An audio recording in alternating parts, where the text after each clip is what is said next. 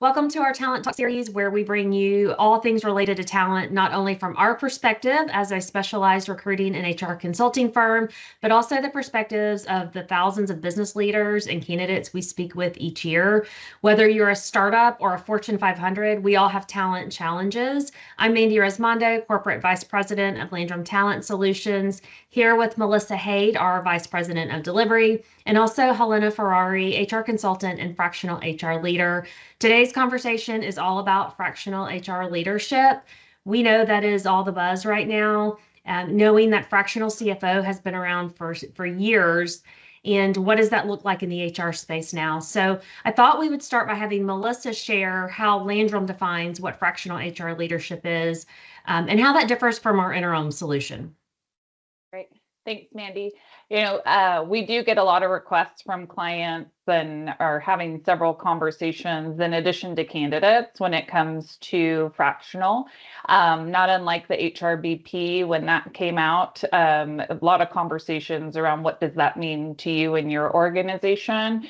And a lot of times clients are coming to us and it is just a part-time resource. But the differentiator for us is that we are really looking for helping companies that are scaling, growing, have a definite need, and HR is the catalyst for that.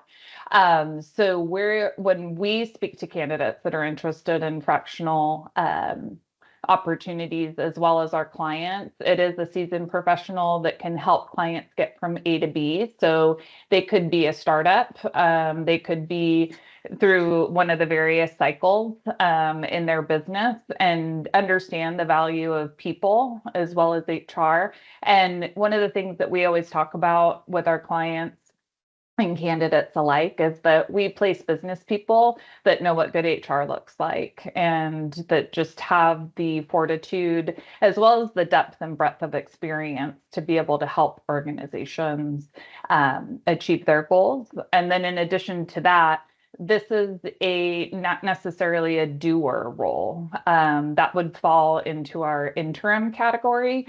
So when you need tactical work, somebody to run your payroll, to do your recruiting, to be the HRBP and the hands-on in the business, that would fall in our interim practice. And fractional is that advisor, somebody who is going to be leading with the business leaders and helping them to achieve their overarching strategy.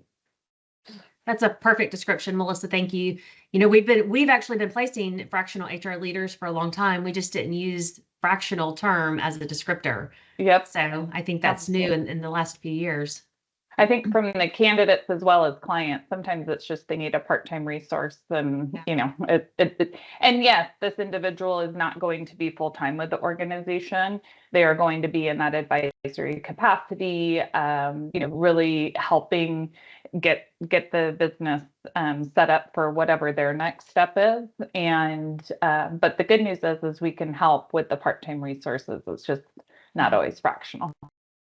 Right, exactly. So I want to introduce Helena into the conversation. So Helena, why don't you start with giving us a high-level overview of your background? Yes, so thank you, ladies. Super excited to be here today. So I am a global fractional CHRO. I've had over 25 years as sitting at the table as a Chief Human Resources Officer on a global basis. And I have worked for over 25 years. 3 years ago, I decided to step outside of corporate America. Most of my area of expertise were in all different industries, from chemical manufacturing, CPG, startups, software, e-commerce, technology.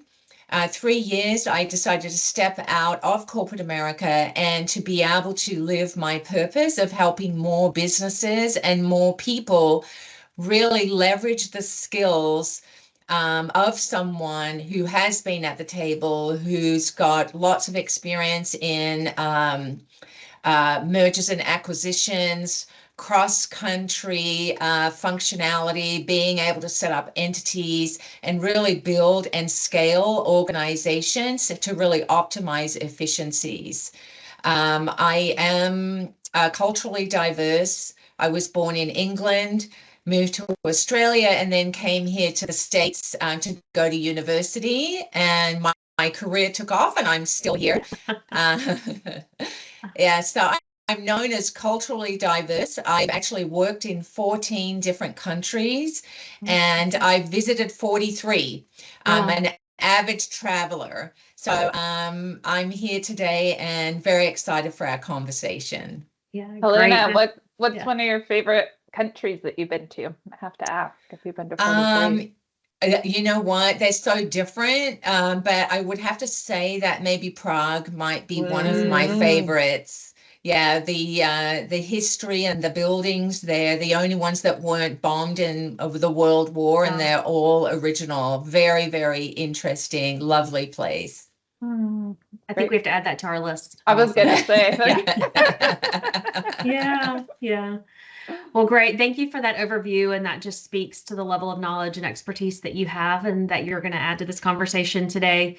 Let's jump right in and talk about fractional HR leadership to get a better understanding of what it is and why a company might want to lean into it. So, Helena, from your perspective, what are some of the signals that tell a business it might be time for them to bring in a fractional HR leader rather than hire a full-time person or continue without that leadership? Yeah, I mean, there are several things that in my business, I've been fractional for all different reasons. One is that they don't have the internal talent. So their HR department is more green, and they don't have that strategic mindset to be able to do things like workforce planning, board of directors presentations. Being, for one example, one company at Noggin, they were going from a SPAC process of going from private to public and needed some guidance and advisory services of helping them be able to get through that. Other signals that you're growing, but it's not a constant growth. It may be that you're growing in scale, but you need it more of a project based on strategy. That could look like moving into new markets, different countries, things like that. Also, in a lot of my fractional space is that there's a transition or a growth phase. So, for example, I'm a global fractional leader at Office Beacon. They're very, very successful and they're very regionalized, but they really wanted me to come in and globalize and standardize their recruitment strategy. And then another thing is maybe as far as there might be different spikes in needs or addressing a problem that they don't have the internal talent to actually solve. So those are just a couple of examples. Yeah. Well, I just off of that really quickly, when you're stepping into an organization, who is it that you're usually working with? You know, who reaches out to you because they've identified there's a need to bring in a fractional HR leader? So it definitely is the CEO or the CFO, sometimes the COO, and it really depends on the structure of the company. But typically those are the three levels of leaders that I work directly with and I get hired by. Right. Okay. How do you decide where to focus when you do engage with a new organization? Well, I think with me, I like to understand what are the biggest pain points? What's keeping you up at night? And so then I would craft up a strategy to be able to address those initial pain points from the C-suite perspective. But I think one of the most important things is to understand the business and to develop relationships with the stakeholders. So I think that's super important. I think when we talk about fractional, it might be a day a week, it might be a couple of days a week. So being able to really understand what the key pain points are is really being able to help me be able to focus on delivering those strategies and goals with the executive team. Yeah, and I think stepping into that too, determining from the C-suite perspective, but also your perspective, what does success look like, right? So, for you, from your experience, what do you need from the founders or executive team to make it work well and for the engagement to be successful? I think, I think one of the most important things is that buy-in from the C-suite leaders to say that, we have someone as a guide and advisor and is looking at this from a holistic perspective, and that this person or myself can come in with maybe different ideas and challenging our status quo and really looking at things from a different lens. So I think that is really key, is getting that buy-in from the key top stakeholders, so we can be successful in a project or on an ongoing basis, whatever the company's deliverables are. Yeah, teamwork is always a critical piece to just about everything, right? But you just certainly really from that too, is there, there could be in place already an HR team. Maybe there's an HR manager or HR director, right? So I think coming in and showing that you're partnering with them too, and so they're not intimidated by you. Yeah, I think, Mandy, it's very interesting because I get asked this a lot. I think the HR team are actually sighing with relief is that someone's there to help them. And maybe they don't have the bandwidth or they don't have the skill set. I think one of the things of when you look at a fractional, in my roles anyway, is that part of my role is to guide and advise also the HR team, not just work on the deliverables. So in order for them to understand maybe different trends, different resources, different tools. So it's a good learning experience all around, and including me, because I learn a lot of how different companies use different processes, different systems and everything like that. So I think they're very, very happy that I'm there to support them.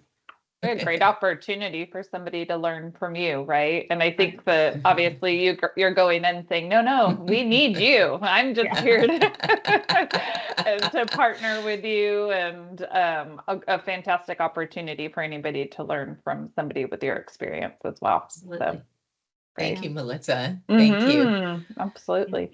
And then what kinds of outcomes or transformations would you say are most realistic to expect from an engagement that was maybe 6 months, 6 to 12 months?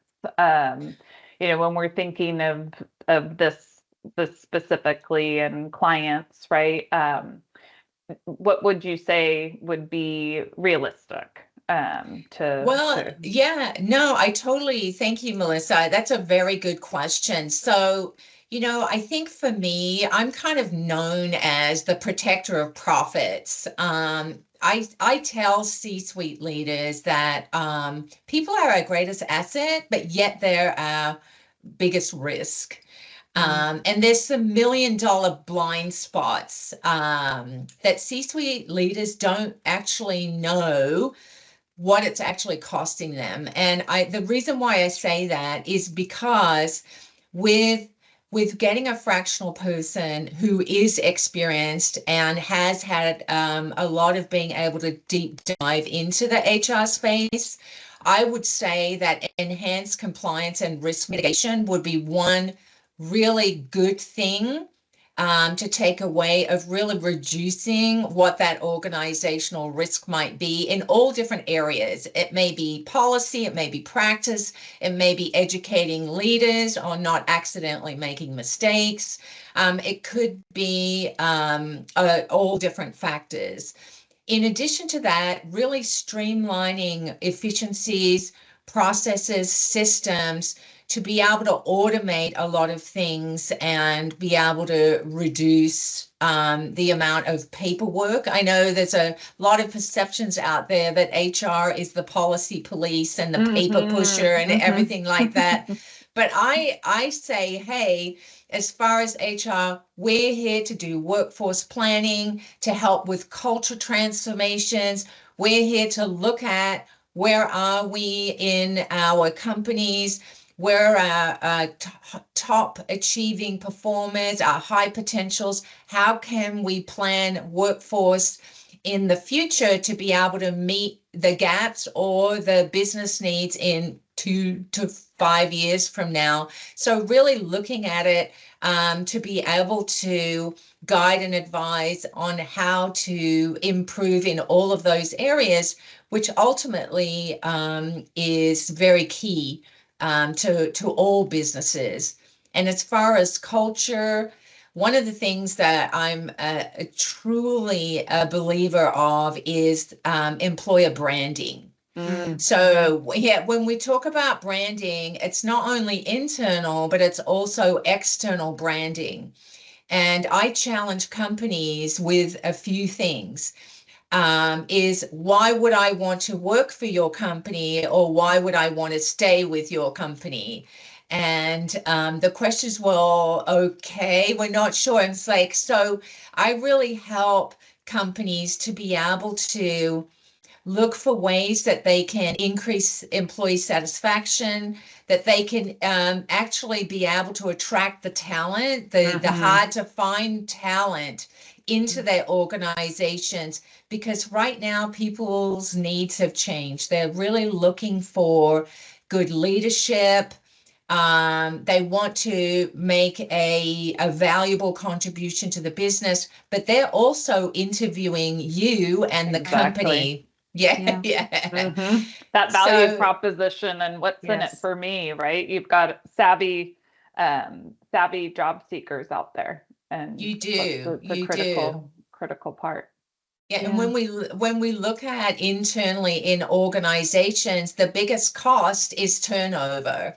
So if a company has a lot of turnover, really being able to pinpoint what's working and what's not working, or what do we need to start doing, and really focusing on that. So I think from a fractional perspective, then if that was a pain point, that would be a truly big focus. Yeah. Yeah, that's great. Thank you so much. And want to wrap up here. So Helena, thank you for sharing your insights. I know there's some great takeaways in there that others will be able to think about as they're thinking about bringing on a fractional HR leader. I know for anyone interested in learning more about a fractional HR solution or have additional questions for Helena, feel free to message me on LinkedIn and I'll get those to her, or you can email me at mandy.resmondo@landruminc.com. And looking forward to continuing our partnership, Helena, and working on engagements with some of our clients too. Thank you so much, Mandy and Melissa. It's been a pleasure. Thank you for having me today. Thank you. Bye-bye. Bye-bye.